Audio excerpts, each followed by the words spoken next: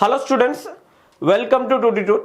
So మనకు TS Genco నుంచి already examination date అనేది ఇచ్చారు. So 31st March 2024. Okay, so 31st March అంటే సో మనకు తెలుసు. ఓకే, సో ఈ రోజుతో మనం చూసుకున్నా కానీ 44 days అనేది ఉంది. ఓకే, సో 44 daysలో మనం ఏం చేయగలమో ఒకసారి ఆలోచించండి.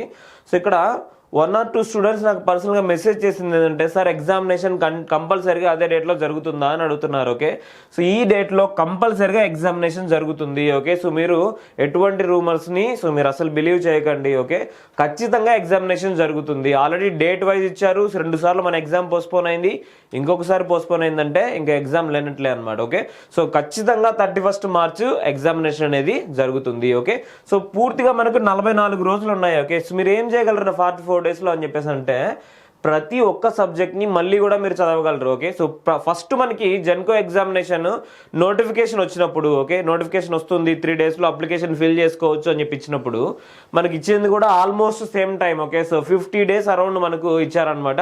ఇప్పుడు ఆల్మోస్ట్ 45 days 44 days ఉంది. ఓకే, సో ఏం చేయగలమంటే అన్ని సబ్జెక్ట్స్ మళ్ళీ కూడా ప్రిపేర్ అవ్వగలము. ఓకే, సో గుర్తుపెట్టుకోండి. సో మీరు ఇంతకుముందు ప్రిపేర్ అవుతున్నా, కొత్తగా ఇప్పుడే ప్రిపేర్ అవుతున్నా, డెఫినెట్గా ఇమ్మీడియట్గా ప్రిపరేషన్ అనేది సో మళ్ళీ పికప్ తీసుకోండి, లేకుంటే ఇమ్మీడియట్గా స్టార్ట్ చేసేయండి. ఓకే, సో మీరు దీన్ని ఇంకో కొంచెం లేట్ అవుతుందేమో, సో రేపటి నుంచి స్టార్ట్ చేద్దాం, ఎల్లుండి నుంచి స్టార్ట్ చేద్దాం అనుకుంటే సో డెఫినెట్గా సో మనకున్న నెంబర్ ఆఫ్ పోస్టులు తెలుసు, చాలా తక్కువ ఇవి.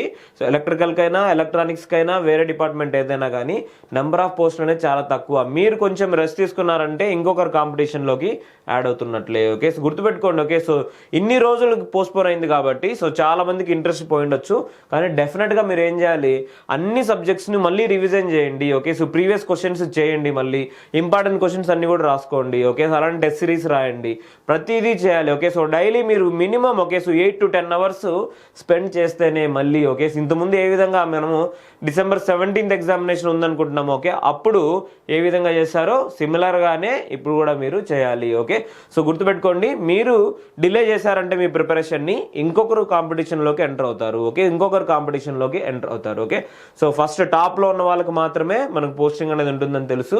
సో అందుకని చెప్పేసి సిన్సియర్గా ఓకే ఇప్పటి నుంచైనా సిన్సియర్గా, కొంతమంది ఇంట్రెస్ట్ పోయింది కదా, ఓకే డేట్ ఇచ్చారు కదా ఇప్పటి నుంచి స్టార్ట్ చేద్దాము అని చెప్పేసి అనుకుంటారు.